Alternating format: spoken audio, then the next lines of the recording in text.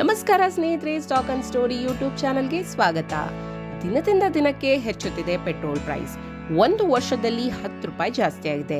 100 ರೂಪಾಯಿ ಇದ್ದ ಪೆಟ್ರೋಲ್ ಈಗ 110 ಆಗಿದೆ. ಮುಂದೆ 120 ಕೂಡ ಆಗ್ಬೋದು. ಪೆಟ್ರೋಲ್ ಪ್ರೈಸ್ ಜಾಸ್ತಿ ಆದ್ರೆ ನಮ್ಮ ಲೈಫ್ ಮೇಲೆ ಎಫೆಕ್ಟ್ ಆಗುತ್ತಾ? ಖಂಡಿತ ಆಗುತ್ತೆ. ಅದೇ ವಾರ್ನಿಂಗ್ ಈಗ ವರ್ಲ್ಡ್ ಬ್ಯಾಂಕ್ ಕೊಟ್ಟಿದೆ. 2026ರಲ್ಲಿ ವರ್ಲ್ಡ್ ಎಕಾನಮಿ ಸ್ಲೋ ಆಗ್ಬೋದು ಅಂತ ಹೇಳಿದೆ. ಆದ್ರೆ ಯಾಕೆ? ನಮ್ಮ ಇಂಡಿಯಾಗೂ ಇಂಪ್ಯಾಕ್ಟ್ ಆಗುತ್ತಾ? ಬನ್ನಿ ಇದರ ಬಗ್ಗೆ ತಿಳಿಯೋಣ. ವರ್ಲ್ಡ್ ಬ್ಯಾಂಕ್ ಅಂದ್ರೆ ಯಾವುದು ಅಂತ ನೀವು ಕೇಳ್ಬೋದು. ವರ್ಲ್ಡ್ ಬ್ಯಾಂಕ್ ಅಂದ್ರೆ ಒಂದು ಸಂಸ್ಥೆ. ಇದು ದೊಡ್ಡ ದೇಶಗಳಿಗೆ ಎಕಾನಮಿ ಬಗ್ಗೆ ಸಲಹೆ ಕೊಡುವ ಒಂದು ಇಂಟರ್ನ್ಯಾಷನಲ್ ಆರ್ಗನೈಸೇಷನ್. ವರ್ಲ್ಡ್ ಬ್ಯಾಂಕ್ ಒಂದು ದೊಡ್ಡ ಸ್ಟೇಟ್ಮೆಂಟ್ ಮಾಡಿಬಿಟ್ಟಿದೆ.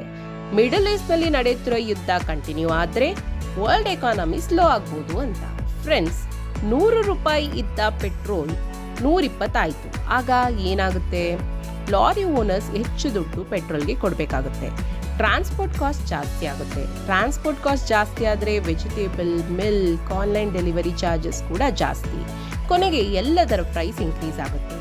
ಇದನ್ನೇ ನಾವು ಇನ್ಫ್ಲೇಷನ್ ಅಂತ ಕರಿತೀವಿ. ನಮಗೆ ಒಂದು ಡೌಟ್ ಬರುತ್ತೆ, ಮಿಡಲ್ ಈಸ್ಟ್ ನಲ್ಲಿ ಪ್ರಾಬ್ಲಮ್ ಆದರೆ ನಮ್ಮ ಇಂಡಿಯಾ ಮೇಲೆ ಯಾಕೆ ಇಂಪ್ಯಾಕ್ಟ್ ಅಂತ.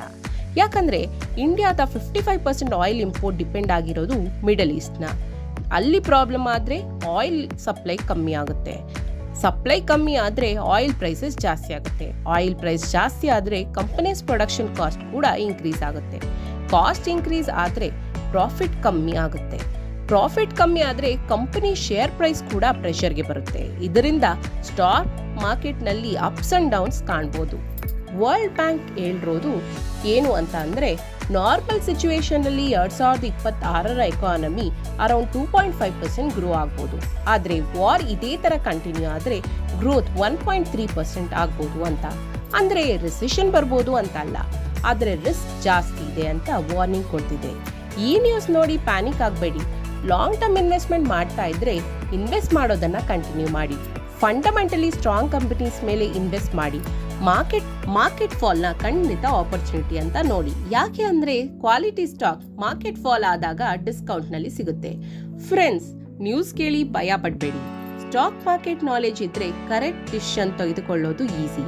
ಆದ್ರಿಂದ ರಿಸರ್ಚ್ ಮಾಡಿ ನಂತರ ಇನ್ವೆಸ್ಟ್ ಮಾಡಿ. ನಿಮ್ಗೆ ಈ ಸ್ಟೋರಿ ಇಷ್ಟ ಆದ್ರೆ ಲೈಕ್ ಮಾಡಿ, ಶೇರ್ ಮಾಡಿ ಮತ್ತೆ ಸ್ಟಾಕ್ ಅಂಡ್ ಸ್ಟೋರಿ ಯೂಟ್ಯೂಬ್ ಚಾನೆಲ್ಗೆ ಸಬ್ಸ್ಕ್ರೈಬ್ ಮಾಡಿ.